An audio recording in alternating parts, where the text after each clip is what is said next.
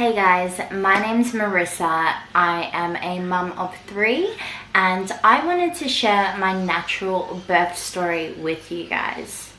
So a bit of a background on me. I have a soon-to-be 6-year-old, a 20-month-old and a 11-week-old, and with all 3 of my births, they were water births. So if you are interested in learning about water births or natural birthing, because I didn't have any interference, like medical interference with any of my babies, then this video is for you.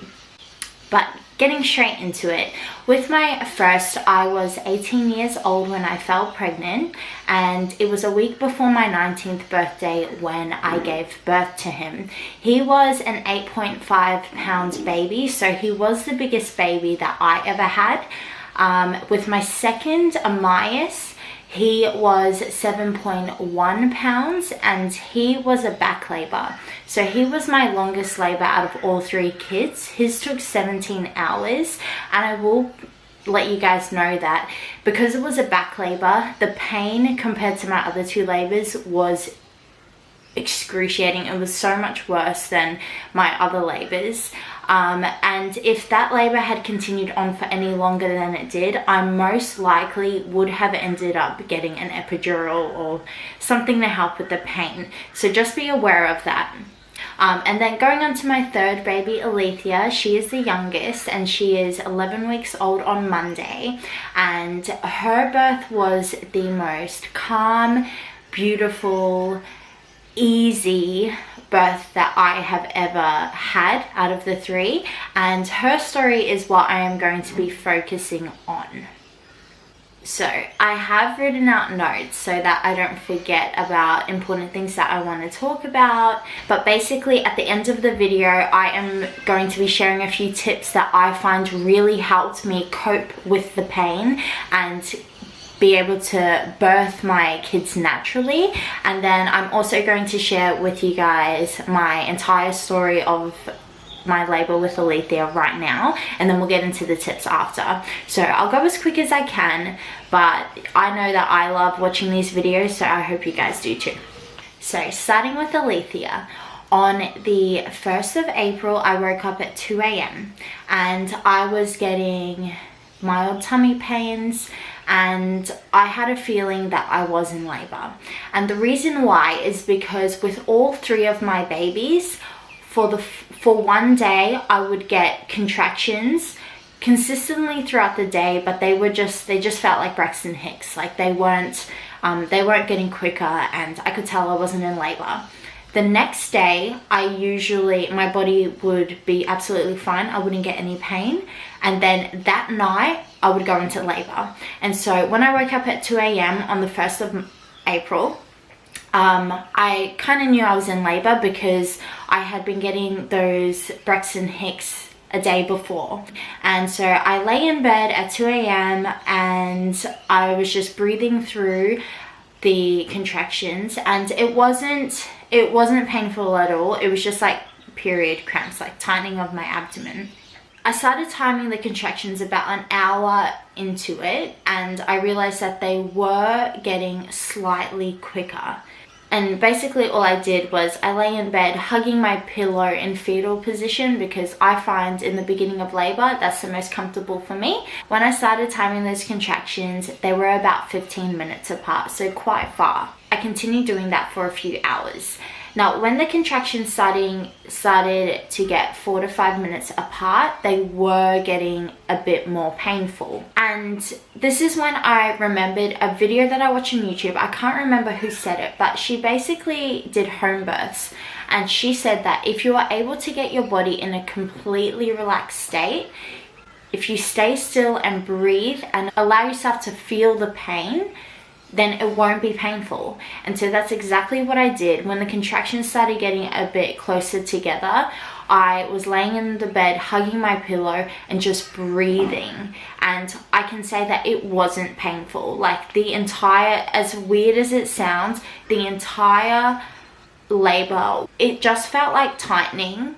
And I truly believe that's because with this birth I really focused on being completely relaxed. When they started getting more intense, I hopped onto the side of the bed and I was kneeling on the ground with my arms propped up onto the bed like this, and each time a contraction would come, I would squeeze the pillow, breathe, and just try to relax my entire body. At around 5 a.m. I woke Alex up, my husband, and said I was in labor, and he started packing my bags, and he didn't really take me seriously because I was so calm. That's a testament to you guys that it doesn't have to be painful if you are able to get yourself in the right headspace during the moment. So something that I've never experienced with the other two births is I started vomiting. So the contractions were still about 4 to 5 minutes apart. They were going for about 3 to 4 hours by now. I'm still at home, but I yelled out for Alex to get me a cup or a bowl or something because I could feel myself about to vomit.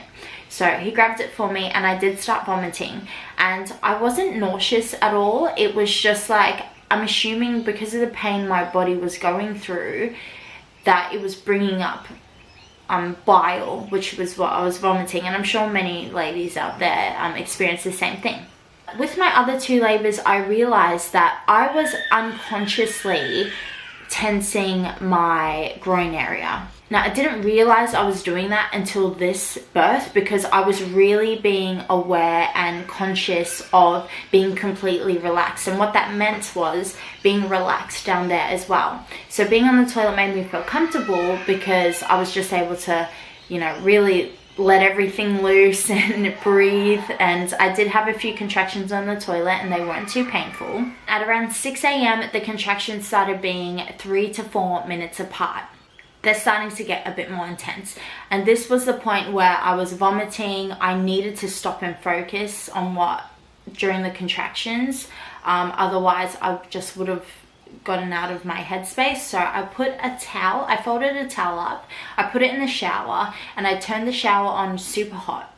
Then I was on tabletop position on the ground of the shower, which basically means I was kneeling with my hands on the ground, and each time a contraction would come, I would just breathe, focus on the hot water running over me, and just being completely relaxed in that moment, and everything was fine. At around 7 a.m. Alex and I hopped in the car, and I know this isn't really recommended, but this is the way I just cope with it. I was on the passenger seat in the same position that I was on the bed. So I was kneeling on the ground, my hands were up on the seat, and I was hugging the pillow during the drive to the hospital. Now, I will warn you guys that the car ride to the hospital for me previously has been the absolute worst because of the bumps and the stopping and going. It's just really bad. But with this one, I can honestly say that it was absolutely fine. When we got to the hospital, Alex parked the car. I was just breathing through contractions. He got everything out, went inside, got me a wheelchair, came back, hopped on the wheelchair, and pushed me in to check in. Now, this is really funny part, because while we were checking in, I could feel myself about to vomit again. So Alex ran and got me a vomit bag, and because it was the morning, it was probably about 8 a.m. There were other people there in the clinic, and I was literally like super pregnant, having contractions. I'd be like squeezing the sides of the wheelchair, just breathing, and then I quickly grab the bag and vomit, and then apologize to the people next to me. Like, oh, it was so embarrassing, but what are you gonna do? Alex pushed me into one of the rooms so they could check if I was dilated at all. Now, with my other two babies, each time I had gotten to the hospital, I was only somewhere between 2 to 3 centimeters dilated. So I wasn't very, you know, I still had a while to go.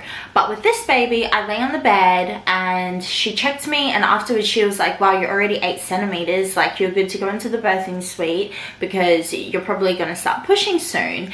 And it was that moment that I was just like, what? Really? That's amazing. Because like I said with the other two, you know, I was in a lot more pain when I was not as far along. And so the fact that I had gotten in there and like everything was fine, yeah, I was just so happy and like, what the heck, like this is going to be so good. And I think that little comment that she made in that situation in the moment, I feel like it really helped me have confidence in myself to get through everything well, and not, I wasn't, how do I explain it? I wasn't really expecting things to go like bad at all, which is a massive thing. Like, I noticed that a lot of mums and soon to be mums tend to have their backup plan, which of course is clever. It's the smart thing to do. We should all have one. However,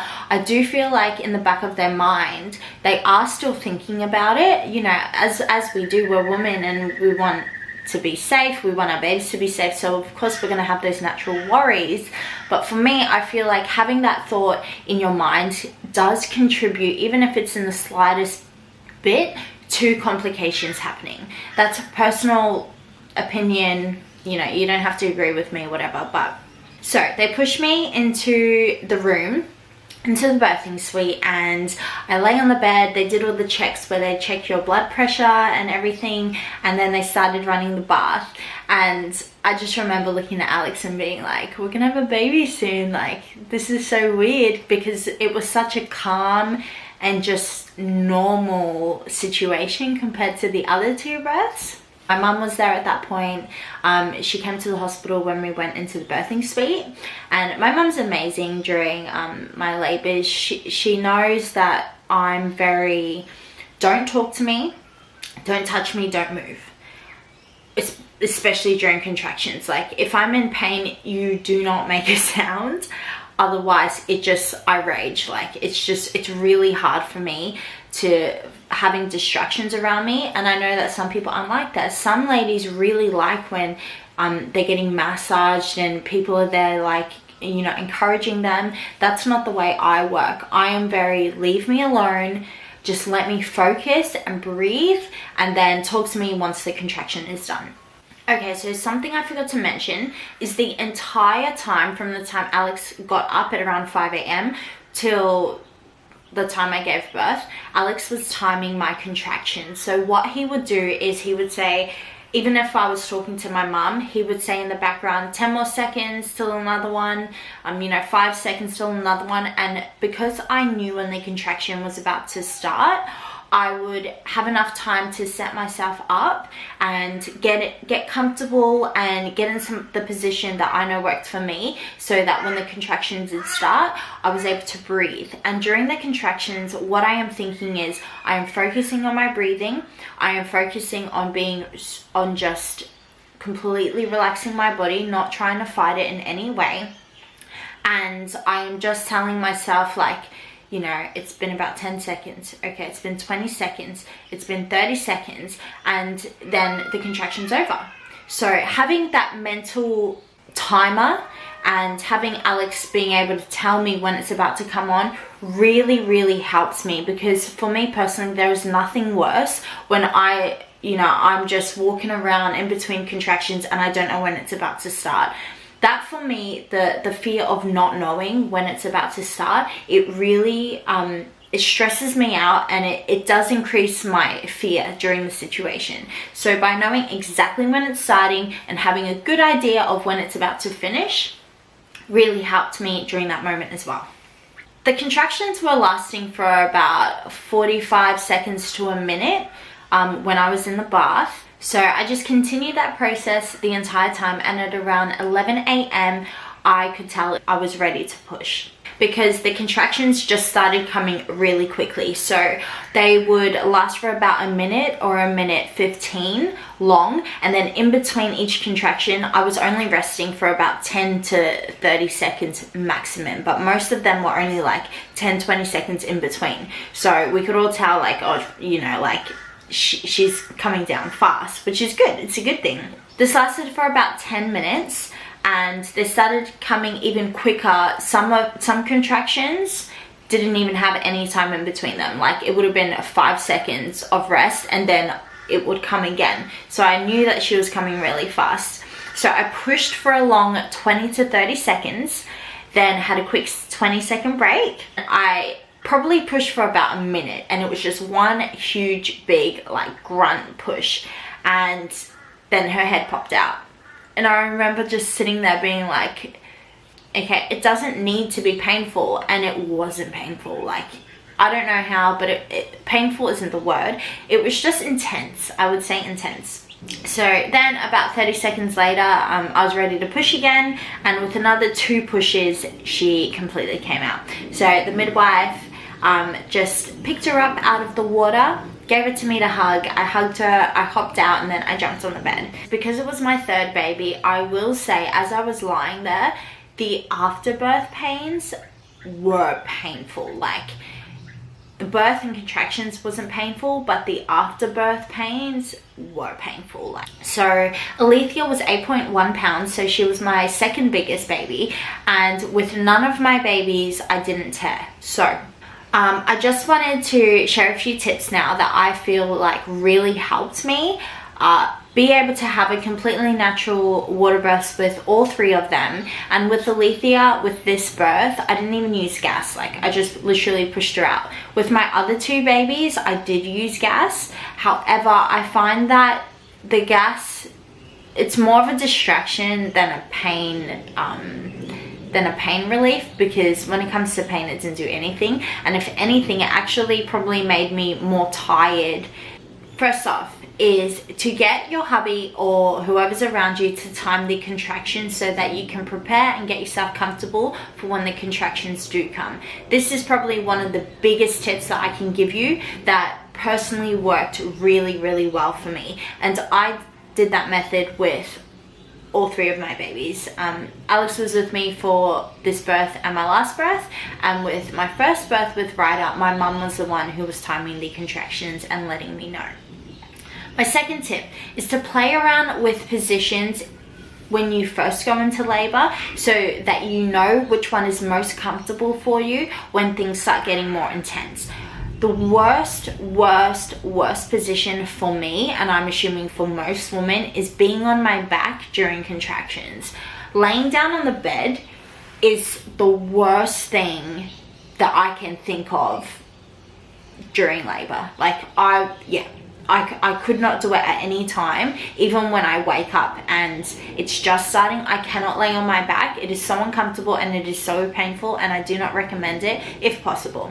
Things that really help me with pain and with managing everything during labor is to be on tabletop position, like I said, to be on all fours on the ground, leaning over something and hugging a pillow or having something to squeeze during the contractions to release the tension, using heat packs. So Alex did this with my last baby. He heated up water bottles and placed it on my back. I find heat really helps me deal with pain, hence why I went into the shower and put the hot water on my back to help me as well.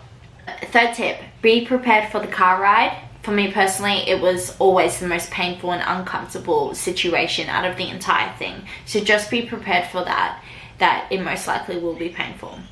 My number 1 tip is to completely relax.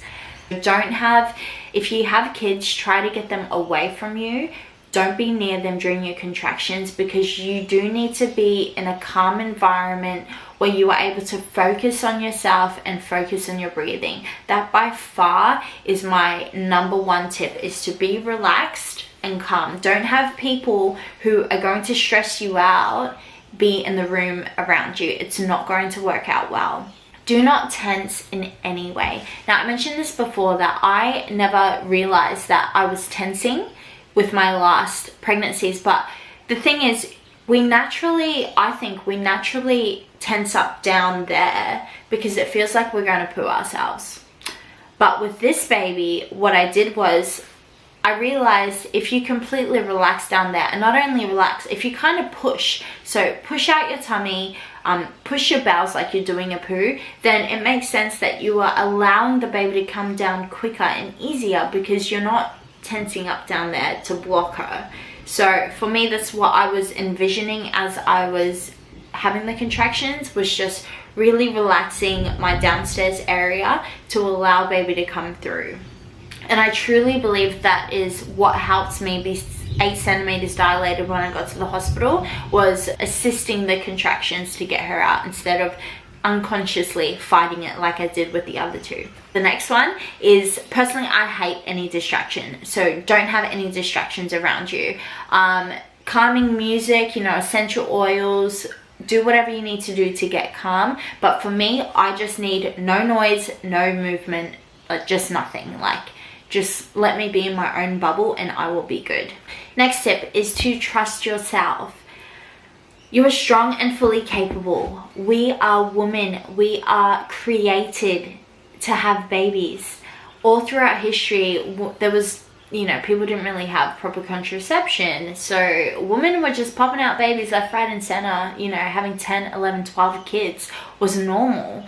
And nowadays we have, you know, women who have 1 kid, 2 kids, and they are just freaking out at the idea, you know, opting in for C-sections and all of these things. Now, don't hate on me. I have nothing against C-sections at all. You know, if you just do whatever you want. But I do say and encourage to trust yourself. Your body is fully capable. All these fears that you have in your head are not real. They are, like, the chance of it happening when you have a good positive mindset and you're calm and you trust in your body and its abilities, it's so unlikely that bad things are going to happen during labor. So don't stress yourself out and do yourself a disservice by worrying about things that aren't actually real yet.